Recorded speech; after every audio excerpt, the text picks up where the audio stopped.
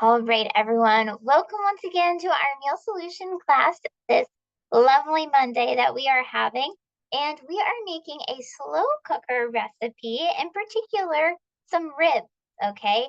We're making Korean style ribs today, and I'm really excited about it. If you can see a little bit of my screen over here, I've already started to cook them because I wanted to show you guys the finished product, but we're going to walk through everything.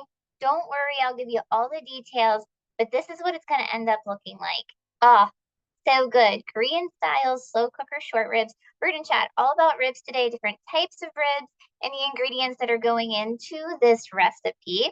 But I wanted to point out something really awesome about the recipe that we are featuring today is that the ribs are on sale, okay? So our brand country style pork ribs are on sale right now in our stores, the value pack in particular. This graphic is from our Central PA circular, so prices may be a bit different where you are, but they are on bonus buy right now. So make sure that you pick them up anytime between now and next Thursday, all right? If you're not too sure where to find them, ask somebody in the meat department. They'll be happy to point out to you which ones exactly are on sale. But just note, these are the pork ribs, okay? They do have country style beef ribs, which is not what we're using today, not what's on sale. So we want to make sure we're doing the pork. Like I said, we're going to chat all about the difference between the two here in a couple minutes. But this is the recipe. As you can see, it also does earn a guiding star, so it's going to be one of our better for you recipes on our savory site. I am going to walk you through all of these ingredients here because I've already done the first step of, like I said, cooking these a little bit for you guys. So far in my slow cooker, I have the actual ribs, and then I made a sauce to put over top of them. So that sauce consists of a quarter of a cup of lower sodium soy sauce, all right? Not technically considered low sodium, but it is going to be a reduced version of our regular soy sauce. So we mix that with a quarter of a cup of brown sugar, some hoisin sauce, which we're going to chat more about here in a minute, as well as some orange juice, which is going to give this recipe a really nice brightness, and then some nuttiness with some sesame oil, and then also a little bit of minced garlic. And if you would like a touch of heat, you can do some crushed red pepper. So I put this in my slow cooker about 6 o'clock this morning. It's been going for 6 hours and it is at temperature. Okay, so they could be ready to go and eat now. In terms of the internal temp of pork, we're looking for 145. But if you talk to any type of barbecue enthusiast, these ribs are going to be much more tender in between 195 and 203. Okay, so mine are at 198. We could take them out and eat them as they are, but we're going to jazz up this sauce a little bit. Okay, we're going to thicken it and make it nice and ooey gooey sticky Korean style sauce on these ribs. All right, my mouth is legit watering. Like I had to take a pause as I was thinking about that. So what I'm going to do right now before we chat more about some of these ingredients and ribs is I'm going to stop sharing my screen. We're going to go over and look at the ribs, and we're going to thicken this sauce up a little bit here with that 3 tablespoons of cornstarch that you see listed in the ingredients. So let me stop sharing there. And we will turn this off and bring this up here. So right now you should see my my pork ribs. Yeah, we got some thumbs up. We see them. Perfect. All right.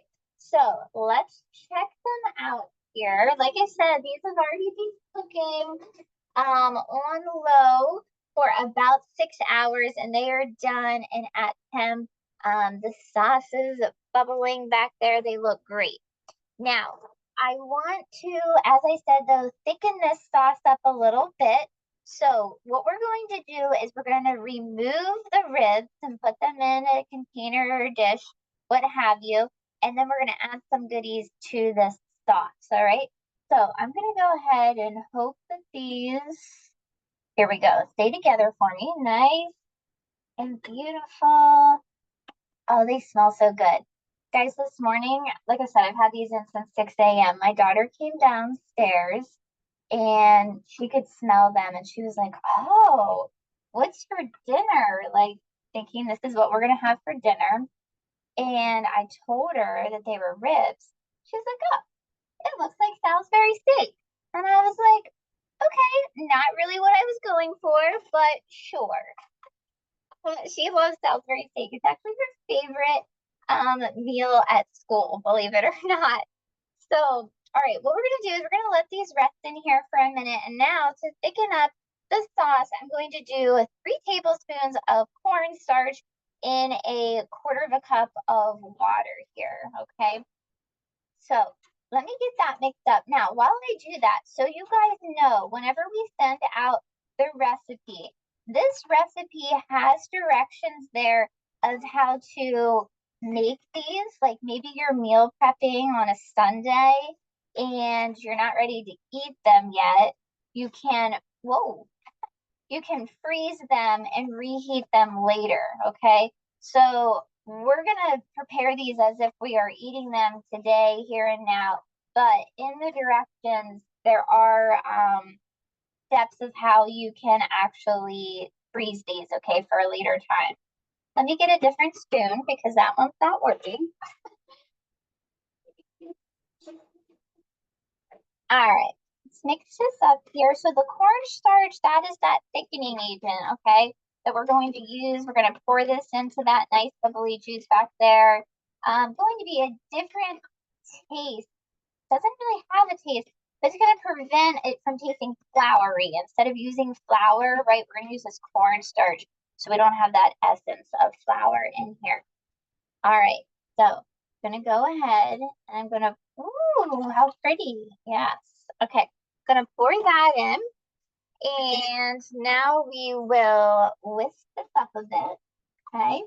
And we're gonna let this continue to cook on low for about 10 minutes. All right, to thicken up a bit. And we'll keep chatting about other things.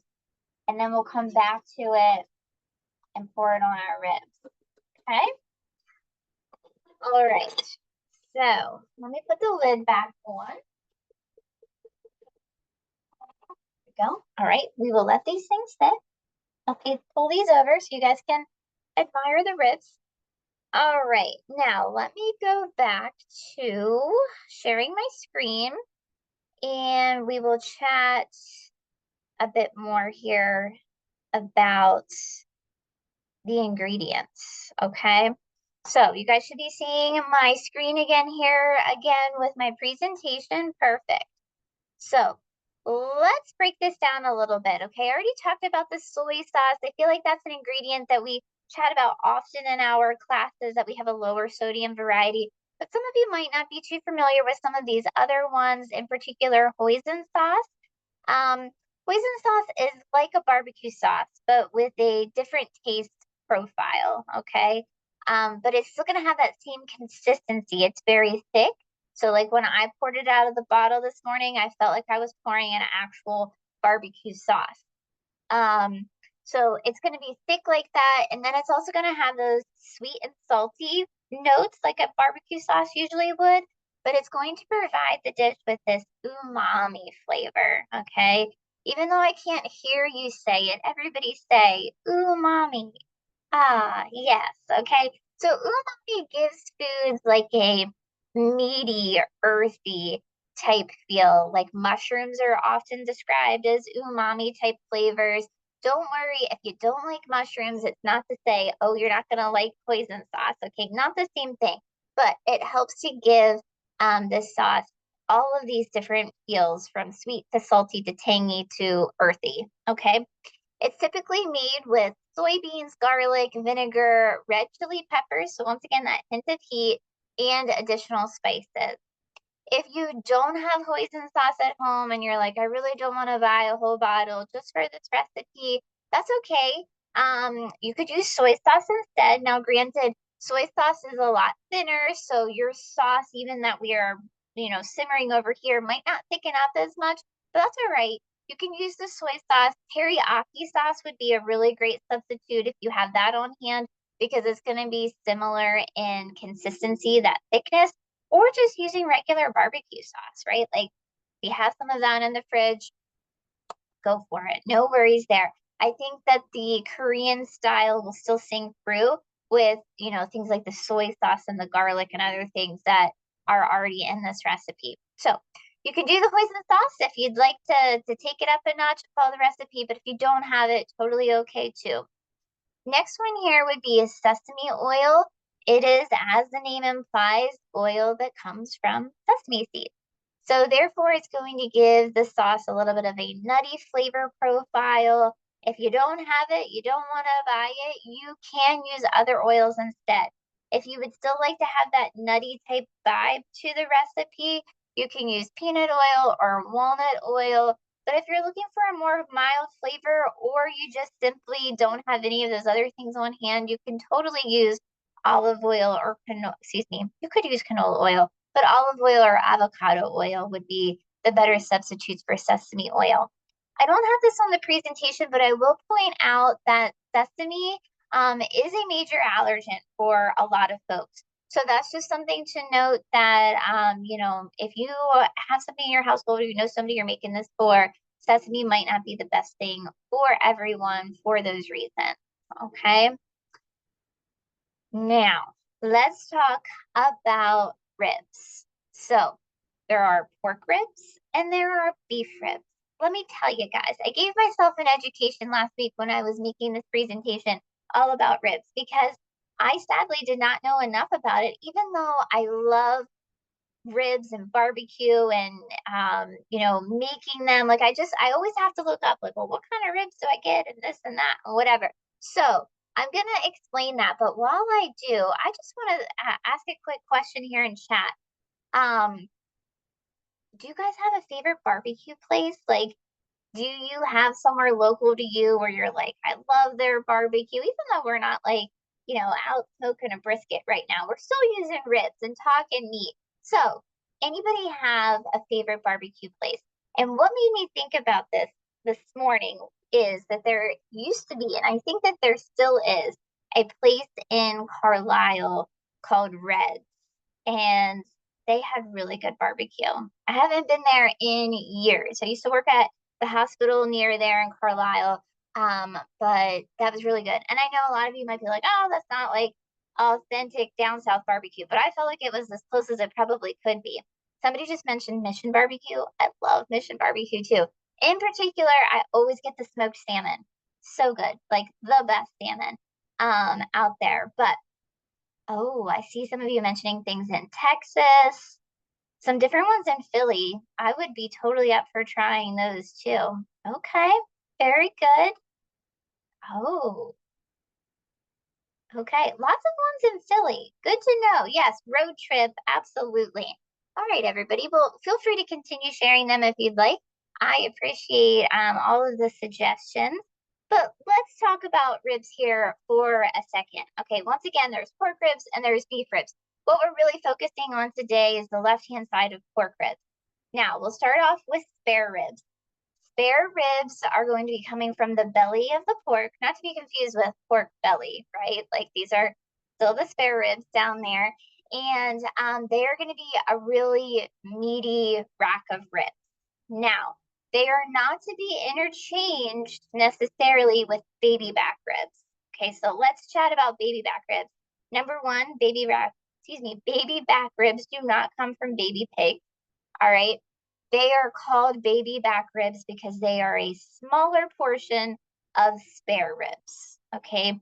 So I say that they can't necessarily be interchanged with spare ribs because they are going to cook much quicker than what actual spare ribs would because they are a very smaller portion of spare ribs. So just keep that in mind if you're looking at recipes that baby back ribs, they are kind of like the iconic visual of what you would see if you like Google ribs, but they're going to cook a lot faster. Still good, still delicious, but just keep that in mind when you're making your recipes. Now, St. Louis ribs and Kansas City ribs, they are going to be cuts of spare ribs as well that have been trimmed down a little bit. I would say it's going to go like spare ribs, then Kansas City ribs, then St. Louis ribs. Okay, St. Louis ribs are going to be the most trimmed. They're not going to have as much fat. They're going to lay a bit flatter. So if you're like smoking or grilling or anything like that, they're going to lay a bit flatter on there. So lots of different choices. The one down here at the bottom that we are chatting about today, country style rib. All right. And I'll just before we get too much into the country style ribs, going over to beef. So, very similar cuts of ribs over there to pork, but they're going to be beef. All right. So, just depends on what flavor profile you're looking for there. But let's chat specifically here about the country style ribs. Technically, they aren't even ribs at all. I know. Where are those surprised emoji faces? I don't see them. But yes, so not technically ribs at all, but they are a similar cut. Okay, so as you could see when I pulled these out, thank you. There's the emojis. I appreciate it. They are a similar look and feel and cut. They have that same taste profile, but they actually come from a different part of the pig. Okay, so the location that we get these country style ribs from is going to be the point where the pork loin and the shoulder meet. Now, what's cool about that is that you're kind of getting the best of both worlds. Loin, anytime you see that word loin, whether it be in pig or beef, that means it's going to be a leaner cut of meat. Okay, so if this is the point where the pork loin and the shoulder meet, that means you're getting the lean part of the loin, but then you're also getting that nice, really good meaty shoulder meat too, all in one.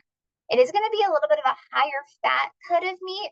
That's okay, right? We can trim it off where we can after cooking, but the fat, because they are a little bit fattier, that's why we tend to put the country style ribs in a slow cooker. Okay, it's going to help break that down, break the collagen down a bit more than just baking them in the oven or putting them on the grill. Okay, slow cooker, or I think I saw somebody mention in the beginning of the class an Instapot. Those would be the two best ways to cook country style ribs. All right. Usually they are going to be boneless. Now, look at me. I'm full of exceptions today. They're not really ribs, and sometimes they have a bone. Okay. So typically they are boneless. If they are marketed as bone in, which is what we are using today and what is on sale this week, that means it just contains a little bit of the shoulder blade. That's all. No biggie, right? It's still cooked in the same amount of time. Sometimes when you have something with a bone in, it might take a little longer. These did not because it's just really low profile, a little bit of that shoulder blade in there. Okay. And as I mentioned earlier, slow cooking is the best method for these. All right. So now let's talk about what we can pair these with. Rice, I feel like, is the automatic response, which is totally mine too. I think you can go two different directions. Over here on the right, we have our, for a convenience standpoint, 90-second microwavable rice packets. We have these in different types of rice, showcasing here today the brown rice, because of course they're going to be a great whole grain, add some fiber and satiety to our meal along with this protein. But once again, like, why, after we did something so simple in the slow cooker, would we want to then have to cook a pot of rice? Let's just pop this in the microwave so it's quick and easy to go with it. I feel like that's the vibe of a slow cooker, right? Like, we're doing it because we might have a time crunch. So 90 seconds in the microwave with our brown rice packet could be one option. Number two option over here in the way of rice, you guys have heard me chat about it a lot if you're with me in my classes. I love the steam ready riced cauliflower. So similar to the other rice, we're just popping this in the microwave, but it is just straight cauliflower.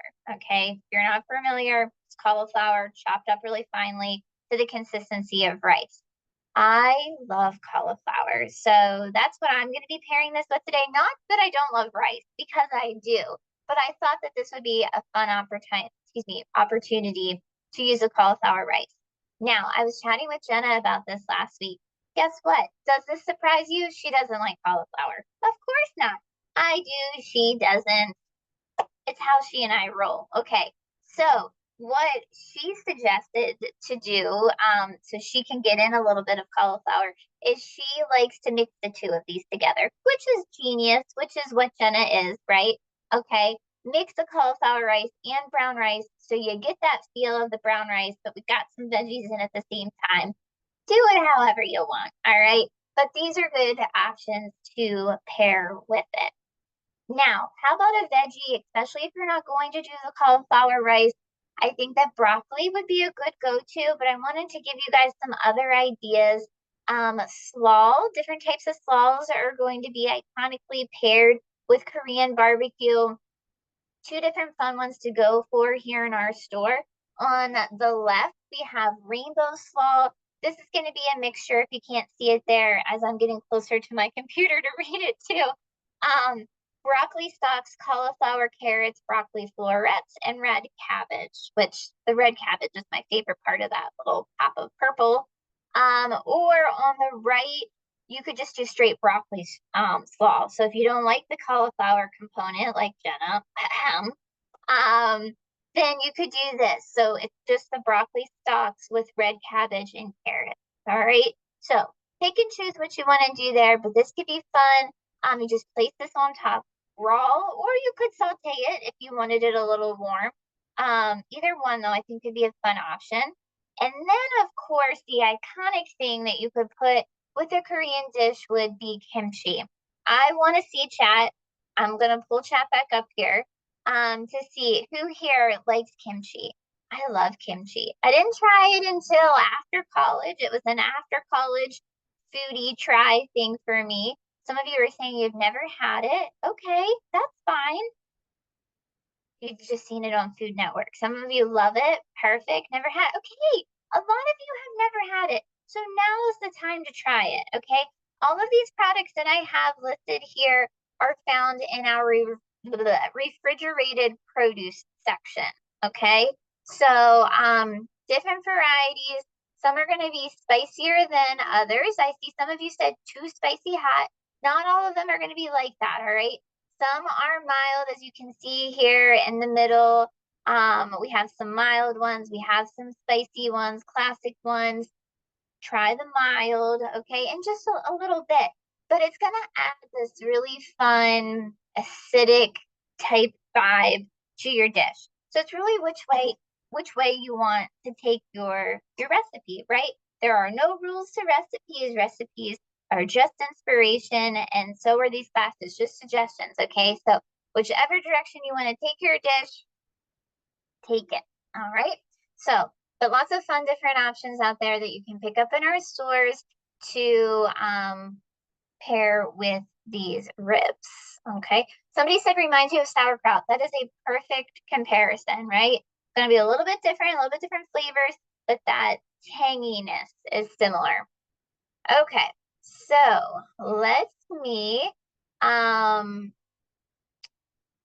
stop sharing my screen here.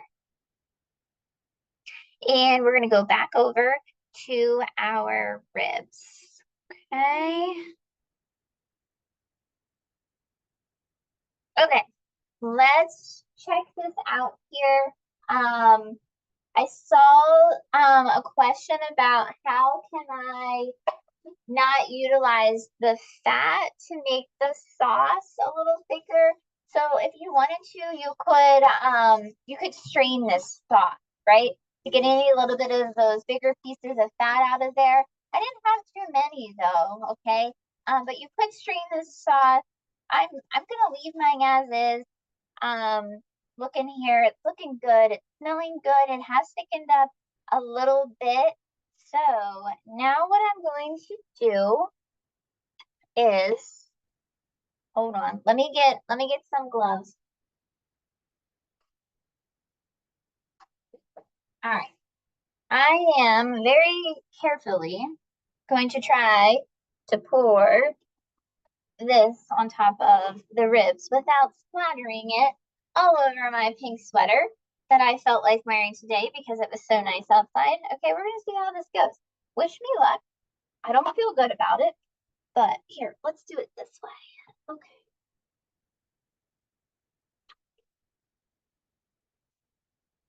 As long as it's going in the dish. It is. Okay, hold on. I need bigger muscles. Let's go. There we go.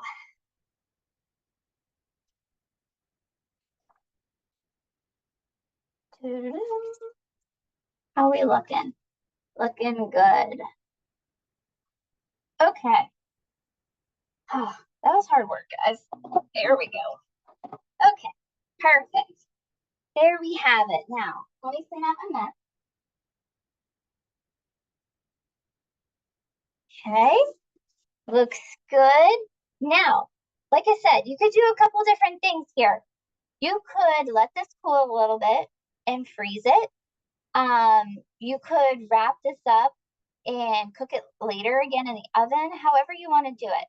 I'm going to go ahead and plate it. All right, just one of them. Let me move that over there. Bring this over here. Okay, here's my cauliflower rice that I mentioned that I'm going to have mine with. Let's take one of these out. I'm going to go with this one. Okay, ooh, that's what it looks like. Pretty. So, I mean, in my kid's defense, maybe kind of like Salisbury steak, maybe not.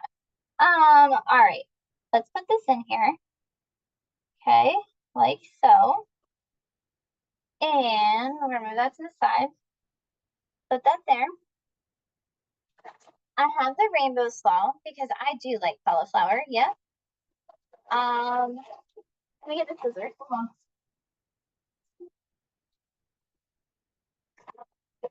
All right. Every time I think I'm prepared and I have everything, I don't. That's okay, right? Okay, so I'm gonna plate this right over here like this. Okay, so we can still see some of that cauliflower rice down there. A little more. I need some purple. Hold on, let me get some purple cabbage out of here. Just a tinsy. Oh, where did it go? Here we go. There. And now we have some sesame seeds. Yes. And we'll do a little, oh, now that is what brings it together. Okay, you gotta hold it up high so it's like chef-like when you do it. All right. Ta-da. There we have it. There's my lunch. Okay. So let me see you guys here again. Okay, we did it. We made it. So thank you guys so much for hanging out with me today. Oop, I don't want this to fall out. But I appreciate you being along. Join us the rest of the week. We got lots more classes. Be on the lookout for an email later with some tips about this recipe, the recording, all of that jazz. Okay, so see you guys later. Bye, everyone.